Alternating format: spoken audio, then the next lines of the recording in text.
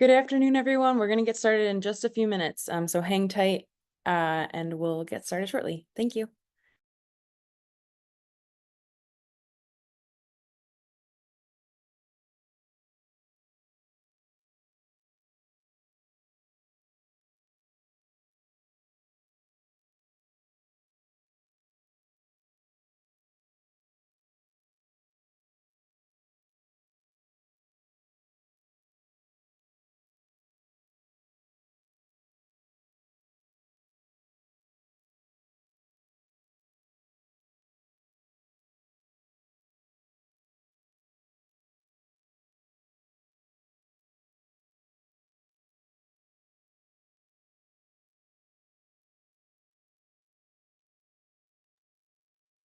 Hi, folks. Thanks for joining this afternoon. We're going to get started in just a few minutes to allow others some time to join. So we'll be back in a moment.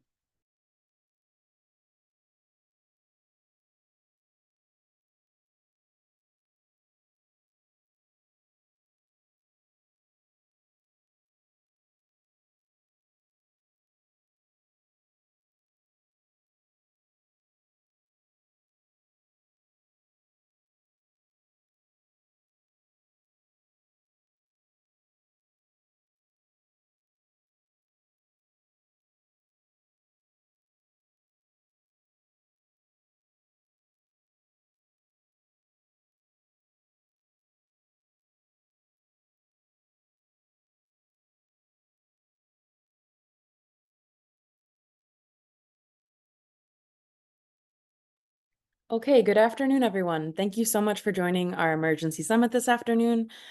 We are really excited to be here today, and we have a great agenda planned for everyone.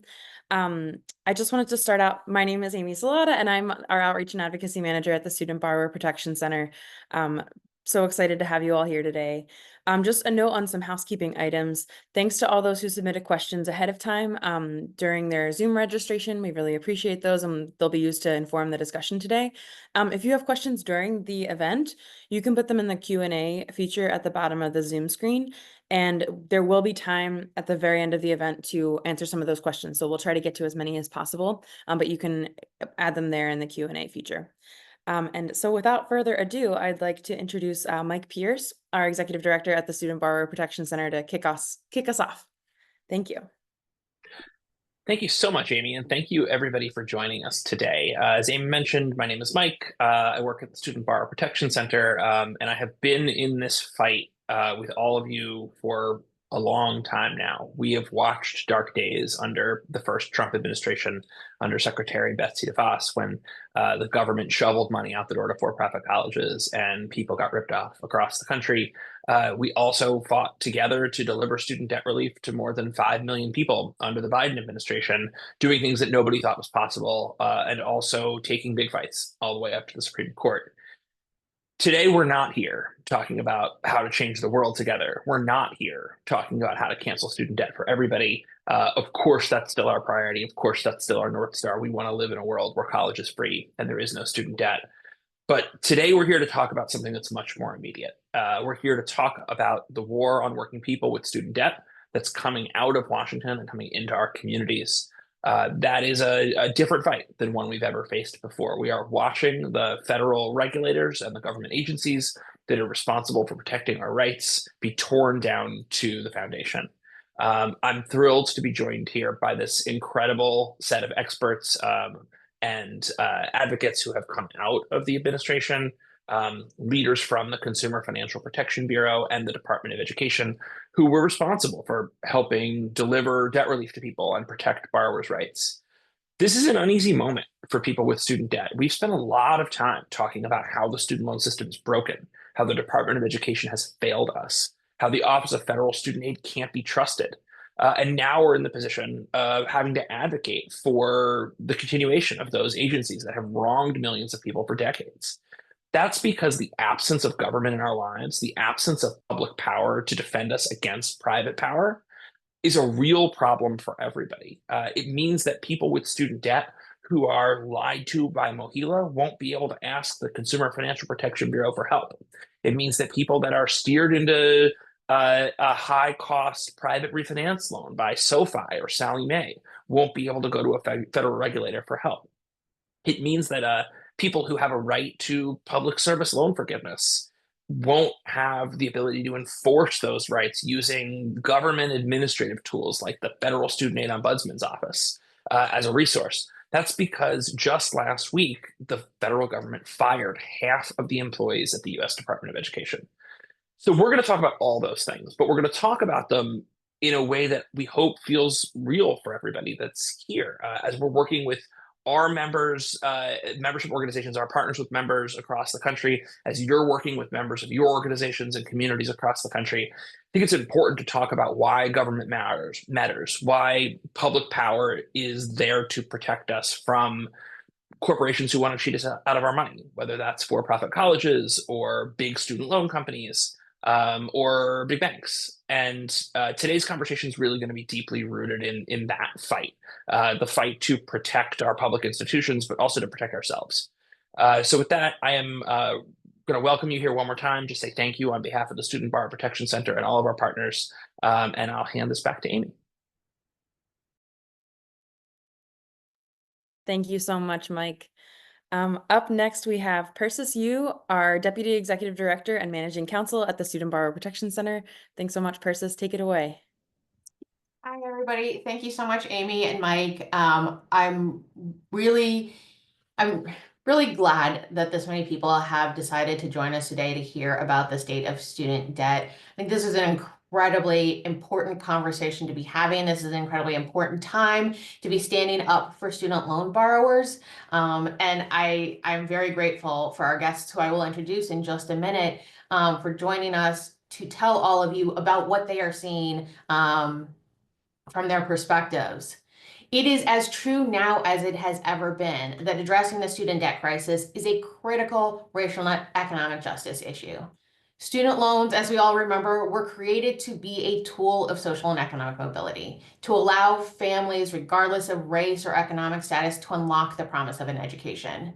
But the reality is, for too many, it is a crushing burden. It is still a crushing burden. It was true years ago, and it is true now. And it is preventing borrowers from starting families, from buying homes, and securing their future. And borrowers, I know borrowers right now are scared. Needless to say, for the past few years, it has been turbulent times.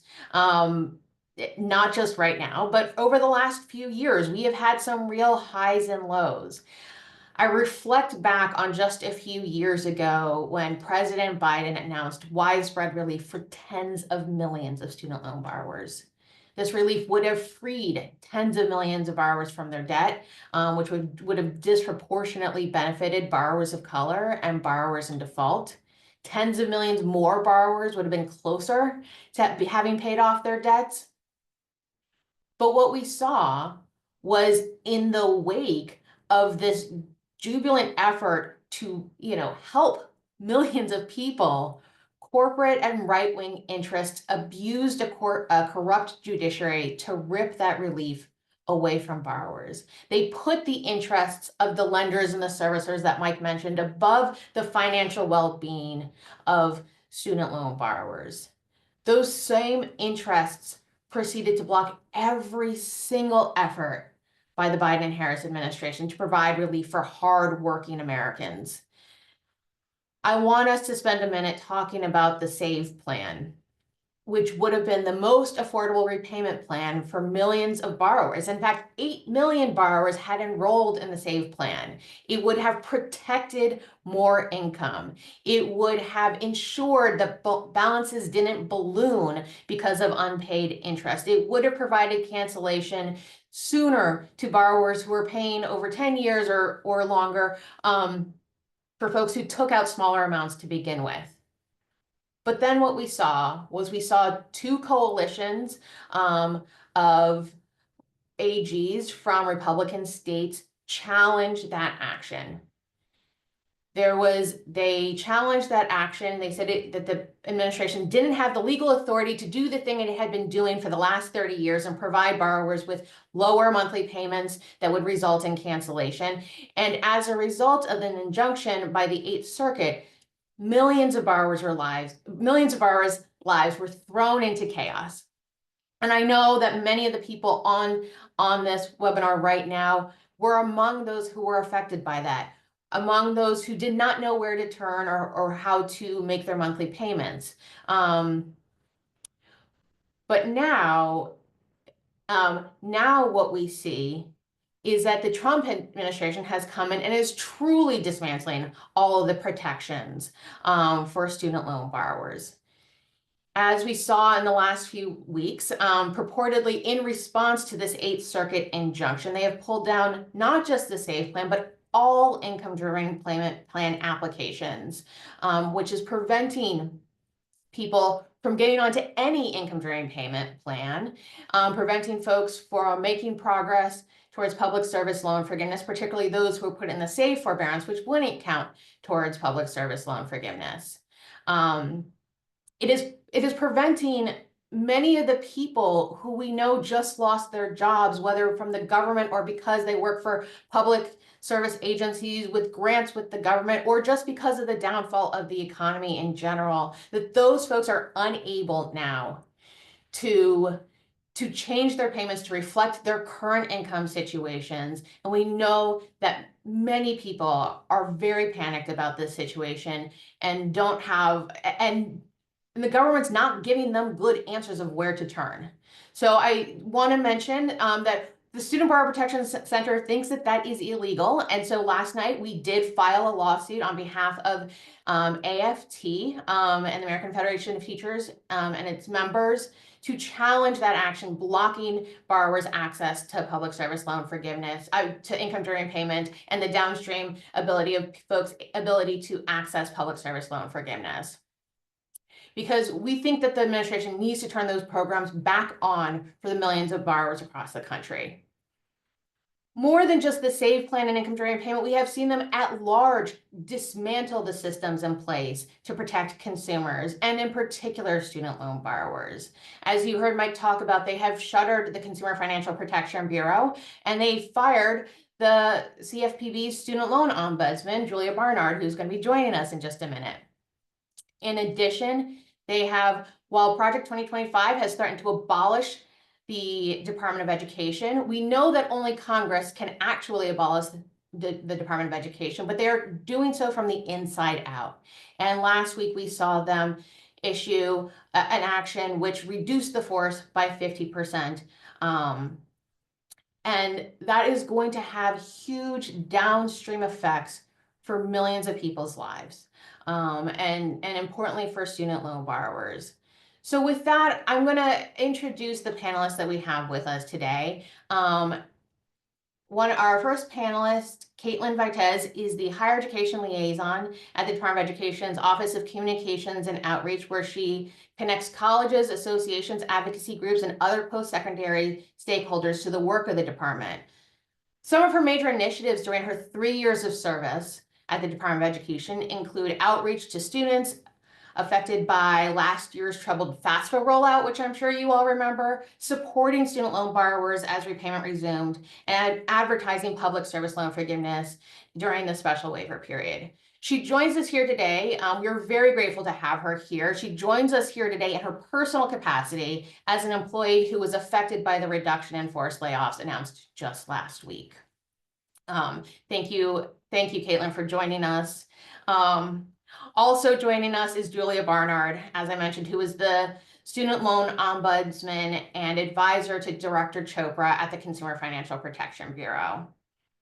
During her time at the CFPB, she was Director Chopra's principal policy advisor on student loan strategy, acting as the CFPB's primary liaison to the Department of Education and Office of Student Aid, among other federal agencies. So thank you, Julia. Thank you both for speaking about your personal experiences and about how all of this translates for student loan borrowers across the country. So Julia, I'm going to start with you. For the last 2 months, the CFPB has been forced to shutter its doors as a result of President Trump and billionaire Elon Musk's crusade against the consumer watchdog. Can you speak to how the work of the CFPB has been vital to protecting consumers, specifically with respect to borrowers with student debt? Yeah, thank you. And thanks for having me. And it's nice to see so many friends' names in the chat. So happy to be here, even under these circumstances. So I've been, of course, talking to many people about the work of the CFPB recently. And I've started describing it as like we have upstream functions and downstream functions, if that language makes sense to people. So we do help individual borrowers through the complaint system and the casework function that we have and that I specifically was working on as the student loan ombudsman. And then we go all the way upstream through supervisory examinations and through enforcement actions to um, kind of make entities change their behavior when it rises to the level of a violation of law. So again, as the student loan ombudsman, I was working on the complaints that were not resolved through the ordinary complaint process and trying to intervene through casework to resolve borrowers' problems. We were doing a lot of work on both federal and private student loans. And I was also doing work with Congress to kind of get to the root cause of some of the problems and recommend policy solutions. And then, of course, we had supervisory examinations that we've spoken about publicly in the past. I think some of my colleagues are on the line, where we were kind of embedded at student loan servicers and other lenders in a mostly non-public way, but we've spoken publicly about some of it. Um, Looking at their practices and seeing whether there were violations of law. And we've talked about a few violations of law, including delays that kind of amount to denial of service. With student loan servicers, we saw EFTA violations, Electronic Funds Transfer Act. I know many of us have seen borrowers who were having double amounts pulled, or maybe they tried to do a payoff and it got pulled twice, and then it took them months or years to receive the refund for that error. And then, of course, we had enforcement cases that maybe a big one that people have heard of is our recent enforcement action and settlement with Navient, which was a former federal student loan servicer that we banned from student loan servicing entirely and required to pay $100 million directly back to consumers. So anyway, it kind of ran the gamut from individual kind of intervention all the way up to, huge actions that affected millions of borrowers. Thank you. And just a reminder, folks, that as they're speaking and things come to you, put them in the Q&A box. And we'll get to them at the end of the presentation.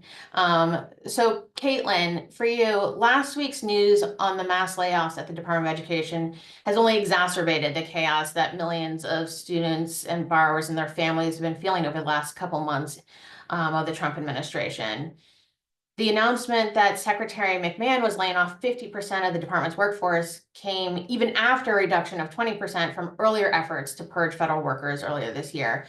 Can you speak to how students and borrowers could be impacted by these personnel cuts? Yeah, happy to, or rather unhappily, to explain the ins and outs of everything that's gone down over the course of the past few months. I think it's easiest to start with my role, since for many folks, I am the face of the department, affectionately spamming everyone with the latest updates and press releases of things that are changing, not just in the student loan space, but across everything in higher ed. And I worked with a team of folks in our national engagement division to reach out to military families, to educators, to the K through 12 field, providing these same updates and really helping people navigate the federal bureaucracy, both at the department and beyond. So, I've received many questions from folks about how student loans might, changing regulations on student loans might affect the borrowers that they work with, or with colleges trying to understand the latest guidance from our Office of Civil Rights and what that means on their campus. But also just helping people participate in the ins and outs of like how the department works, getting people to engage in the public comment process and know what their rights are and what their options are to sign up for student loans. But last Tuesday night, my whole division got notice that we were being closed. So within our Office of Communications and Outreach, only our digital team and people that reach out to state and local governments remain. So for our national engagement division, that's almost a century of experience at the department working with stakeholders that is unfortunately being forced out the door. And we weren't the only ones. There's almost 1,000 people who got notice that they would be laid off last week. And I can tick through a few of the offices that stand out to me as, places that that I'm particularly concerned about, and I think that you might be too. So I think first off, many people will note that our field offices closed in a lot of cities. As the sister of two brothers who had IEPs in school because of learning disabilities and behavioral issues, I'm really worried for what that means for middle school and high school students and their ability to persist and succeed at school and eventually get into college. But many folks will know, if they've been keeping track of org charts and shifting LinkedIn posts, will also know that some of our friends in FSA who were part of divisions that do school participation oversight, they take care of the day-to-day compliance and oversight for both nonprofit and for-profit colleges. And so we've lost some really essential folks in the field watching out to make sure that schools and colleges do right by students and by borrowers. I think the second office that I wanted to highlight was the Ombudsman Group. So while there are still many folks on staff there, a few key divisions were closed, doing intake on cases. And then many folks will be familiar with the Stakeholder Engagement Group or the Community Support Unit that had caseworkers who were responsive to stakeholder organizations who were working with borrowers through the most serious cases. Those folks will be laid off alongside me. I worry that with layoffs like that, even if the Ombudsman Group itself is not closed, and even if the complaints process remains open, they're not going to have enough staff to deal with the caseload that has already come in and that has just been racking up over the course of the past few years. And then I think finally, other offices in FSA experience losses, even if there was no formal reduction in force that closed some of their key divisions. So offices like the Loan Portfolio Management Group that does servicer oversight and the FAFSA team still lost significant numbers of staff due to that fork in the road buyout, early retirement and separation incentives, and then just a huge wave of retirements that's going to continue over the course of the next few months at the department. So those divisions might be okay for now, but I worry that that's the loss of a ton of institutional and technical knowledge that we need to maintain core forms like the FAFSA and the IDR application process over the long term. Separate from the department, many folks may know that the U.S. Digital Service, USDS, helped FSA develop things like the FAFSA form so that they could run more smoothly and be a little bit more seamless experience for students, even though there have been some bumps in the road. So with DOJ's takeover of USDS as its host organization, we've lost all of those technical staff. And while the form seems to be working okay for now, I really worry, once we get into the rest of the year and doing further testing for next year's FAFSA form, I worry what our ability to keep up with those technical challenges will look like. Thank you, Caitlin. That was very, very insightful and very concerning for all of us, I'm sure. So Julia, going back to you, not only has the CFPB abdicated its responsibility for continuing its market monitoring activities, CFPB Acting Director Vogt has also dropped several enforcement actions against corporate lawbreakers, including some student loan servicers. Can you speak to those enforcement actions, and why were these important, and what does this signal to the industry? Yeah, thanks for the question. And I think the first thing that's important to note is kind of like Caitlin was talking about, we've also had just massive illegal terminations kind of in every division at the CFPB, with some people kind of chaotically being reinstated due to different court decisions, but placed immediately on admin leave. So almost everything that still exists at the Bureau is kind of on ice. So first of all, like I said, we have kind of upstream, downstream functions, and a lot of those more downstream functions, like what I was working on with the complaints, actually fed into the upstream functions. So all of that market monitoring, all of the casework and complaint work that kind of helped bubble emerging trends to the surface is completely halted. So So yes, we're having problems with like existing supervisory examinations and enforcement cases, but we're also just not like generating them the same way. So first of all, that's going on. And then I think all of the functions kind of work together. So when enforcement is turned off or when it's clear to industry that cases will be dropped, they won't be open, the penalties will not be significant, I think that makes it a little bit harder for the CFPB to compel, for example, good responses to complaints, or for example, informal resolution of complaints, although none of that is happening anyway, because to my knowledge, there's no student loan ombudsman. But also, of course, if we're not compelling certain entities to change their illegal practices, they likely will not do so because it's expensive for them. They don't want to do it. So certainly it's problematic. I was very disappointed to see one of the cases that we were working on against PHEA, the Pennsylvania Higher Education Authority. Maybe somebody remembers the EA situation, but we had a case that was related to just widespread errors in servicing over the long term, kind of similar to the Navient case. There were actually two cases against PHEA, one also involving the National Collegiate Student Loan Trusts, which were kind of a secondary market invention to kind of spread the risk of the private student loans among more parties. And those cases were dropped. I think the Student Borrower Protection Center put out a press release on that. But of course, all actions and investigations that were non-public have also either been dropped or completely halted due to the leadership and also the administrative leave. And can I, Julia, just to get a little bit more, meat on some of the bones in terms of like servicing abuses that you're concerned about, like a number of the reports that the CFP put out in the last couple of years have been about servicing abuses. And can you talk about like the abuses that you've seen already and like what you expect to like which of those you would project would get worse under this current situation? Yeah, unfortunately, I think my outlook is pretty pessimistic.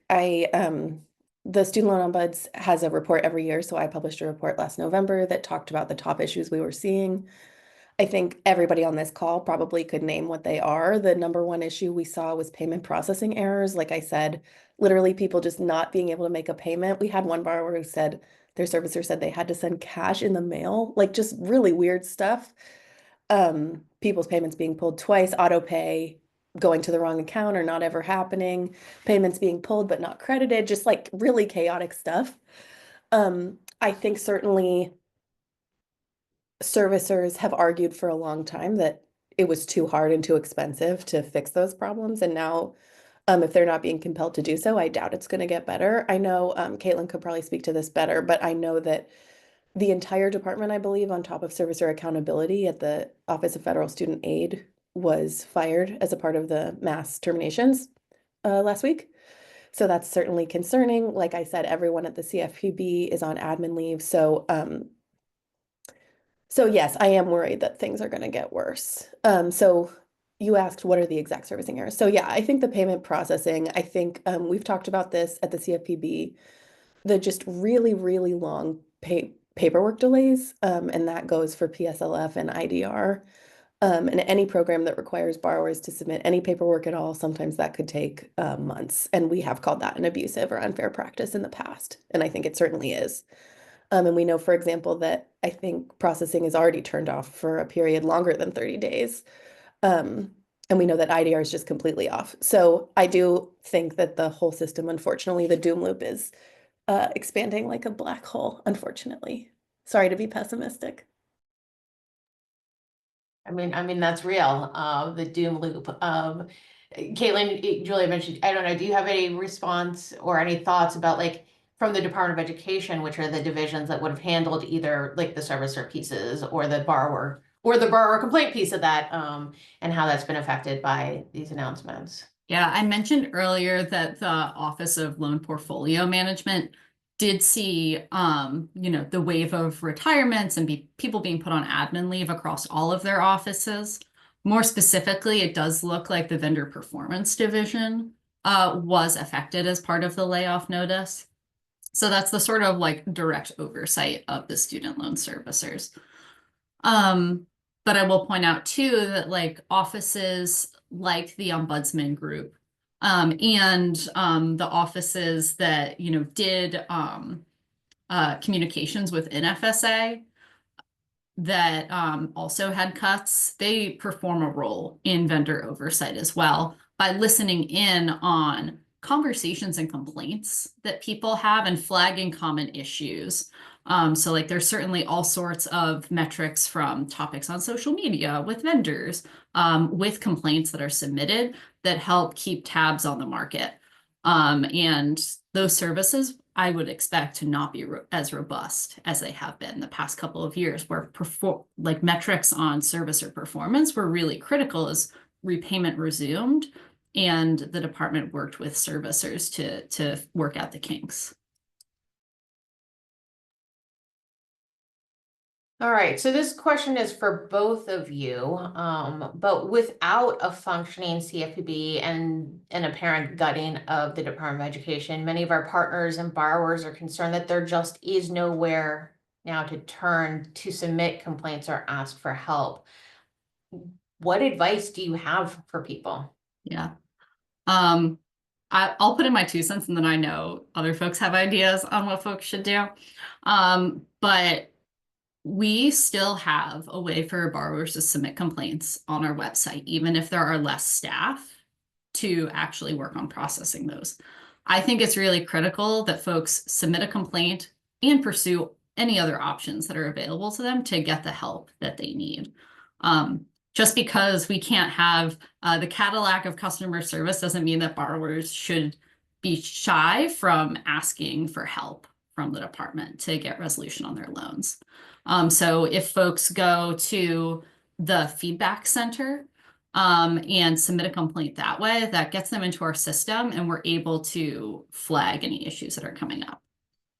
But I'll also recommend that folks, if their state has a student loan ombudsperson or other office that does oversight in this area, submitting a complaint through them or reaching out directly can help get more eyes on their case.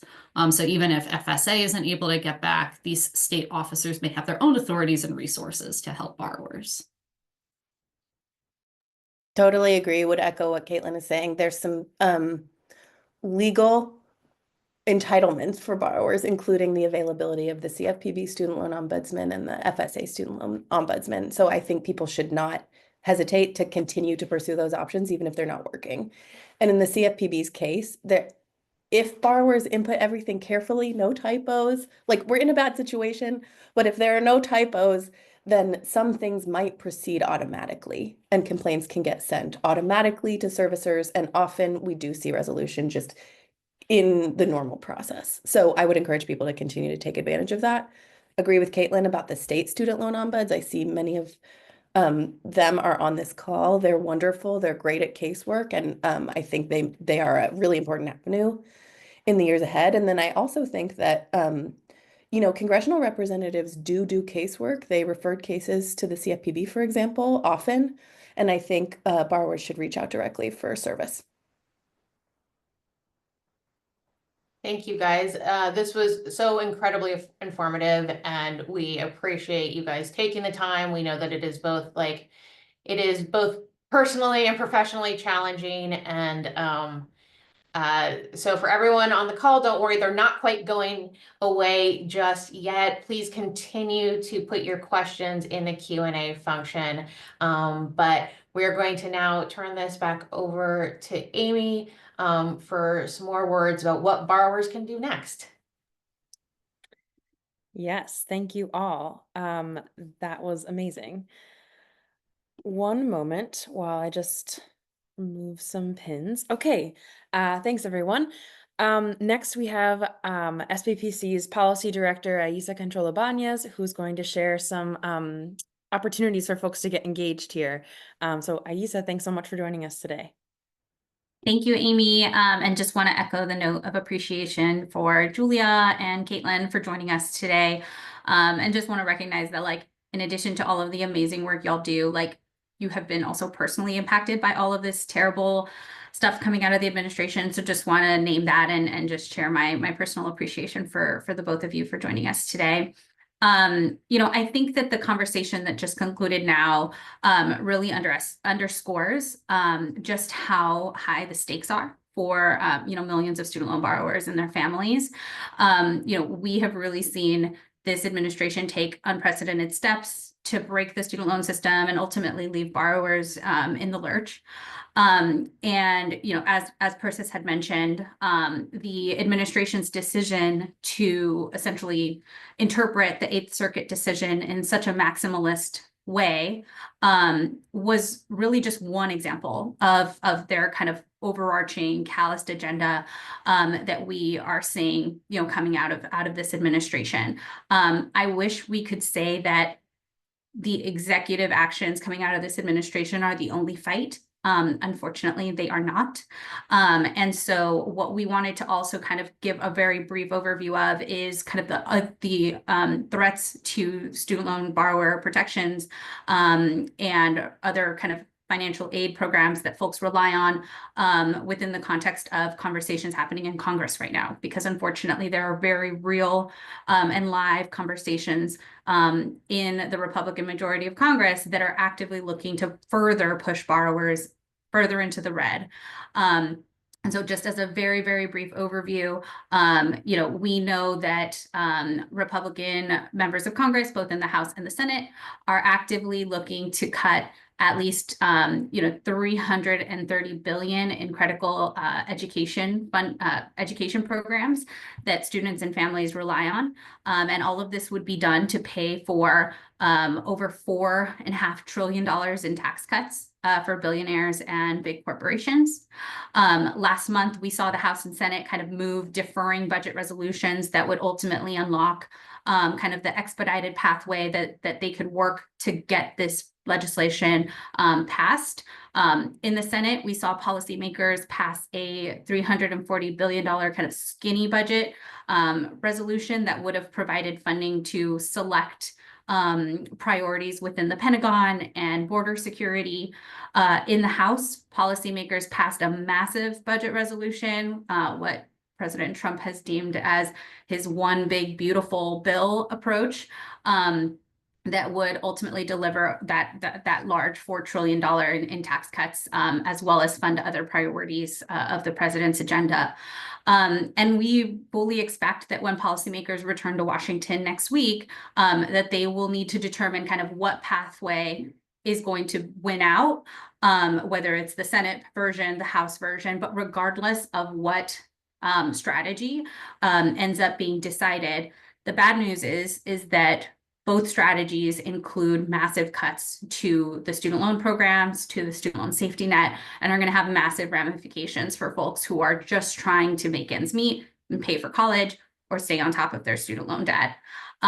Just at a high level, and this is not at all an exhaustive list, but among the few of the policies that Republicans are actively exploring include cuts to the Pell Grant program and taxing scholarships and fellowships as income, which we know will only make college more expensive for students and families, repealing important baseline protections and accountability measures like gainful employment, the 90-10 rule, and looking at eliminating rules like borrower defense to repayment, which would essentially give a green light to for-profit colleges and other sham schools that prey on students, or to prey on students, while also cutting off critical pathways that students have had to access relief and ultimately justice for being cheated by these institutions.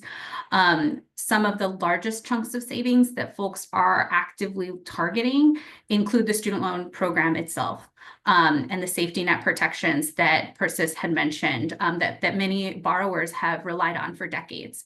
Specifically, Republicans are looking to try to eliminate or cap access to the Graduate Plus loan program, potentially even looking at Parent Plus loans. Also looking to eliminate the SAVE repayment plan, which has been largely challenged and blocked by the federal courts up to this point. But in addition to that, they're looking at eliminating all other income-driven repayment options and replacing those options with a one-size-fits-all plan that would ultimately force borrowers to have to pay significantly more each month, and notably would kind of cut off a very critical pathway to cancellation or window to cancellation that IDR has provided folks for a very long time, which is that pathway to cancellation after 20 to 25 years. In addition, they're also looking at areas or ways to kind of limit access to the Public Service Loan Forgiveness Program. So, that is just a very high level synopsis of the areas that we've been monitoring and the very real threats that borrowers are facing, not just within the context of the Trump administration, but within the new majority in Congress. And so we really are in this moment of kind of this house on fire moment, and borrower stories and sharing the very real life implications that student debt is having on working families across the country is more important now than ever.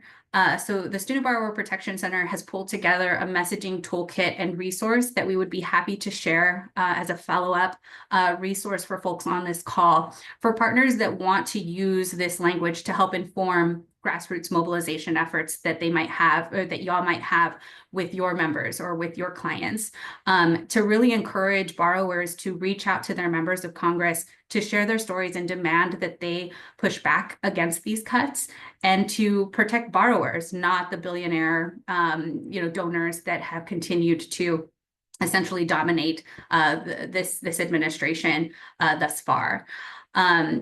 So that is one tool that we wanted to share, but we also know that borrowers are struggling to get answers right now.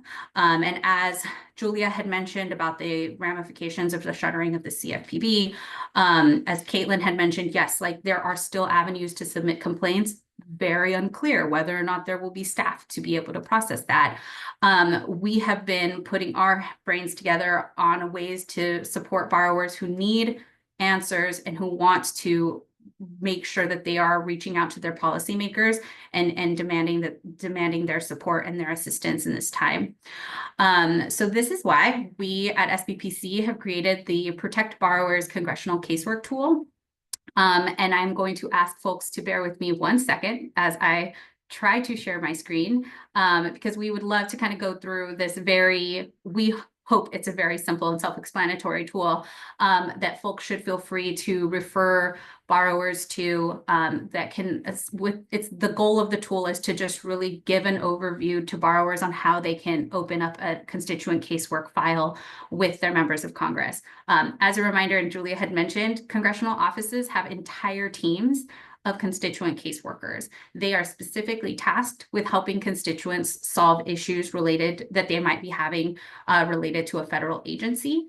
This is a different and separate process than calls into members of Congress to express support or opposition to legislation. That process too is also very critical. However, it is ran completely it's ran completely separate from the casework kind of tool or operation within a congressional office.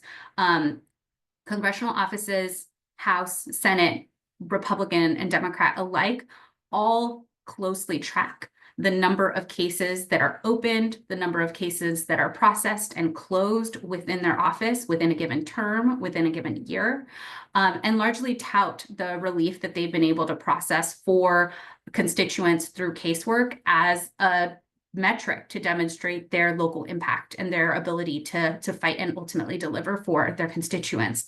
And so this is a key aspect of their constituent service. And we think that it's time for us to raise awareness amongst borrowers that this is a tool that they can use to demand their policymakers fight on their behalf. So I am going to try to share my screen. Hold on 1 second. Here we go. Can folks see my screen right now? Amy, are you able to just confirm with me that you can see the casework tool? Yes, I think it looks great. Beautiful.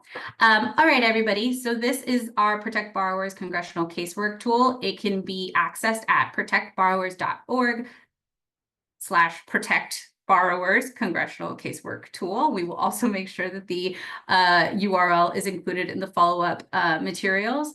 But here at the very top, we kind of give an overview of, acknowledging the chaos that borrowers are experiencing in this moment, acknowledging that we are operating within the reality that we have a non-functioning CFPB and a Department of Education that is looking to make it harder for folks to submit complaints and ultimately get the support that they need from the department.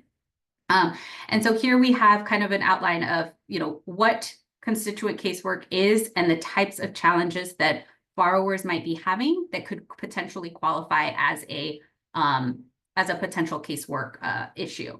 So here we have challenges reaching out to your student loan servicer, or experiencing massive and excessively long wait times, lost paperwork, or receiving inaccurate information from your servicer, catching incorrect information being reported on your credit report related to federal student loans, or including loans that have already been paid off. We've been hearing that this has been an issue that folks have been experiencing more recently. As well as submitting a complaint if you are having issues filing an application for borrower defense to repayment, or getting information on the status of a borrower defense claim as well. And then we go into the process, like the very kind of step-by-step, as much as we can, process of opening up the constituent casework file with an office. All senators and representatives have this information on their website. So borrowers are directed to first find their reps and senators' websites. This is where it gets a little, not tricky, but where the process can differ depending on the member and the senator. But each member will have this information on their website. It will largely fall within the broader umbrella of tabs that relate to constituent services, casework, or get help with the federal agency. Those are kind of the buzzwords that member offices use for starting the intake process of a casework claim. It's important for borrowers to know that they will need to sign a privacy release or waiver first. This is a mandated aspect of the process and allows folks within congressional offices to take action on behalf of a borrower. And then just stressing to folks that the casework in particular does take time. It could, caseworkers have backlogs themselves, and it oftentimes takes some time to review the request for assistance and any documentation that was submitted. And so our advice to folks is to wait if they have not received a response back from an office within 3 business days, to call the office and ask for an update, a status update on the case. And what we are hoping to do is to, number one, get borrowers closer to getting help that they are entitled to and deserve in this time, but also to help build or help remind policymakers that student debt is affecting folks from all walks of life in their very own backyard.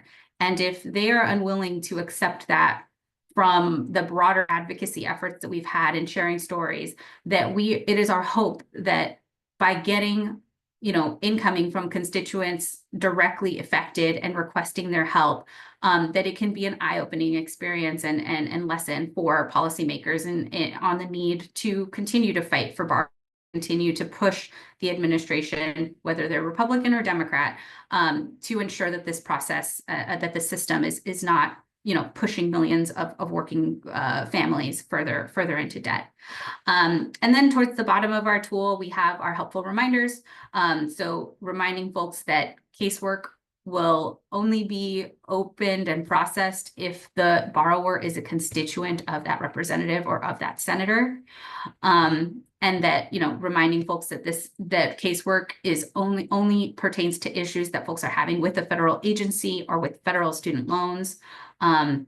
So if folks are having issues with private student loans, it might be easier for an office to dismiss their issues.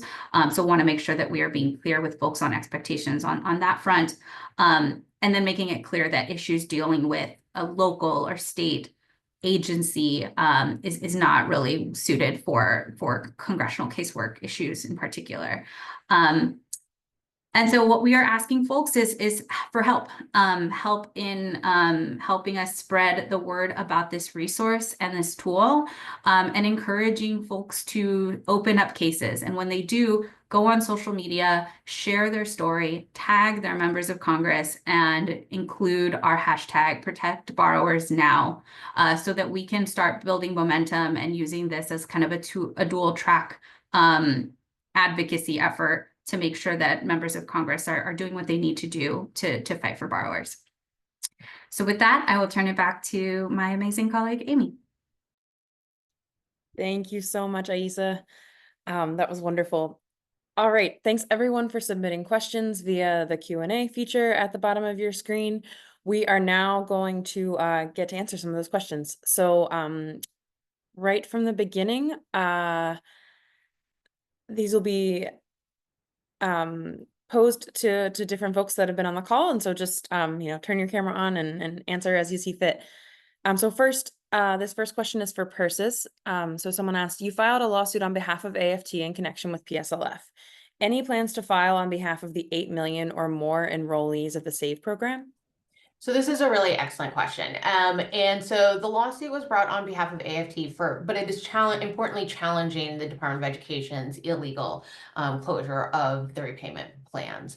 And so what we are hoping and what we are seeking in this lawsuit is to provide relief and ensure that these income repayment plans are available to all student loan borrowers. And so that is the injunctive relief, that while it is that AFT is the plaintiff in this case in legal speak, that our hope is that it will be something that can help all borrowers across the country. That said, we are going to be also collecting borrower stories, and we will be sending around a tool to do so, both because of course the issue, both legally, it is helpful for the court to understand how this is impacting real people, but also because we need to continue to raise awareness about how damaging this is for the 8 million people who are enrolled in SAVE and the tens of millions of other people who have a right to these plans who don't have access to it, even if they weren't beforehand enrolled in income repayment.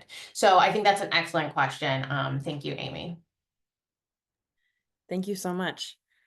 Okay, our next question is for the whole panel, so anyone can chime in. At this point, do you think applying for PSLF is even worth it? This person applied 3 years ago under the Biden, the temporary waiver. Took a while to hear anything back, and all progress is now deleted in their account. So, any insight? I can just say I'm so sorry. That question is heartbreaking to me. To this person, I completely understand why everybody is so anxious about the whole situation, and it does appear that Trump is trying to kind of minimize how many people are able to get through. However, I really would encourage everyone who is eligible to apply. I would encourage everyone who is eligible to be really careful with their documentation, have it printed, have it in your portal, download your NSLDS data, which is the data in your studentaid.gov account, and make sure you get what you're entitled to. That is a law that still exists that cannot be taken away without Congress. So yes, please still apply. Please stay in line. And we know that the errors are bad. I think that's a great case for maybe congressional casework.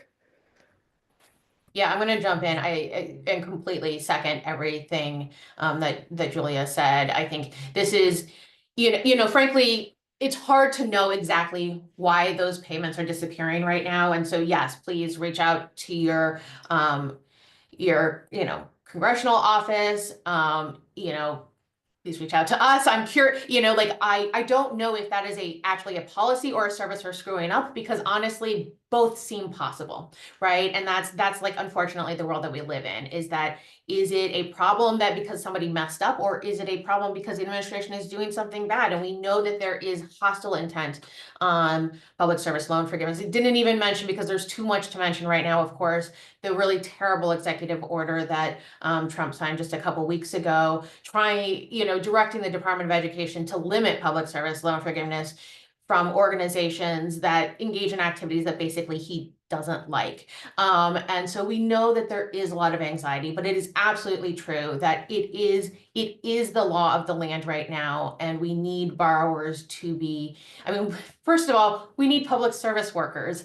So like that, there is a reason why we have public service loan forgiveness, and it is because we need people engaged in public service, and the work that you do is so incredibly important, and it is the law of the land. If folks have not done so yet, please again go back and screenshot all of your documents on studentaid.gov, on your servicer's website, because both we need to be able to track what is actually happening, and because I think you have a right to those payments, even if they have disappeared. And I'll just point out too that while the paperwork process during the special waiver period for PSLF was incredibly time consuming, like there have been some major changes to the PSLF form in the past few years, and it still remains active despite all the challenges we've discussed today. So people who submit a PSLF form get it processed within days, if not hours now. And so it really is much simpler than it used to be. You can complete it with a DocuSign that gets emailed to your employer. And so it will get processed significantly faster than in years previously. Thank you so much, everyone. Okay, we've got a question for Julia or Caitlin. What has happened to the complaints that have already been submitted over the past year? Yeah, folks are wondering. I guess I can take it on behalf of the CFPB. So a lot of our complaints, so immediately when a borrower submits a complaint, it gets automatically routed, like I was talking about before, to the entity or the company that they identify. So there are some breakdowns when people have typos or if the company is not already onboarded, but like for our normal federal student loan servicers like MOHELA, they would automatically get that complaint. They have 15 days, which can be extended to 60 days to reply. And like I said, many, many complaints get resolved within that time period through the ordinary course of business. Other complaints we were escalating or working, doing casework on. Of course, I was terminated, as were my colleagues also working on the complaints. So now those complaints, I think it's hard to see how they could be resolved, although you can always submit another complaint if you've gotten a response that was not satisfactory, and it'll go through the automatic process again. So hopefully many of the complaints from the past year have been at least responded to in that initial format. But yeah, I think the system we know is significantly degrading now. And I believe it was the Warren Office that put out an analysis that showed that we're like 80% down in volume. So like I said, little things like a typo can really clog up the works, unfortunately, right now. And that was an easy problem to solve with humans, but not so easy without. Thank you so much. Okay, I think we have time for maybe one final question for Julia. Someone's asking, what is the state and health of the private student loan market today, and how likely is it that banks and lenders would want to and be able to scale up their private student loan businesses if that's what the administration and Congress wants? Yeah, it's a great question. And unfortunately, I think this is definitely like what's in store for all of us. I think maybe those of us who, or anyone who hasn't been working on this issue for over a decade might not remember that actually before 2010, the way we did federal student lending was basically a private-public partnership with private guarantee agencies, many of whom are now the same companies that do federal student loan servicing. That was a relatively expensive program. It was way worse for borrowers. It wasn't good. We saved a lot of money when we took that direct as a, overall. And it's really not where we want to go back for borrower protection purposes. Almost always in the private markets, interest rates are higher, the hardship options are fewer. There's certainly not PSLF or income-driven repayment options. And we got a ton of complaints about this market. It way outsized to the proportion of the market. So I just want to say overall, the market is already on the rise. It's been a wish list item for them for many, many years to get a larger portion of the market back. I think obviously that could happen. And if it happens, it's overall not a good development for student loan borrowers. And then one final note is just that there are a lot of emerging products going on right now in the private student loan space that we were writing about at the CFPB, including tuition payment plans, which are kind of a buy now, pay later for school. which have very punitive debt collection tactics. Sometimes the school is actually the lender and might even remove a student from meal plans or housing based on past due debts. We see a lot of private equity involvement now, that is kind of a new or emerging trend. We see interesting and very risky looking new products for student athletes as the name, image, likeness, and NCAA rules are changing. So yeah, I'm really worried. We got to watch the space, I think, and I think the private lenders will certainly be eager to take that portion of the market in the coming years. And as borrowers, abandon the federal program for just being too chaotic, I think. Thank you so much, Julia. And thanks everyone to all of our amazing panelists here. This is such a wealth of information and very timely conversation. I think that is all the time for questions that we have right now. But I can pass it back to Mike, who will close us out this afternoon. Thank you so much, Amy, and thank you so much to our wonderful panelists and experts for joining us today. Thank you to all of you for joining as well. I will keep this short. I just want to plug our casework tool one more time. That's protectborrowers.org slash casework tool, all one word. It's protectborrowers.org slash casework tool. We would love to work with you to help drive complaints to congressional offices and help make it clear to lawmakers that things are profoundly broken across the student loan system. With that, again, I'm happy to close this out. Thank you for joining us and have a wonderful day.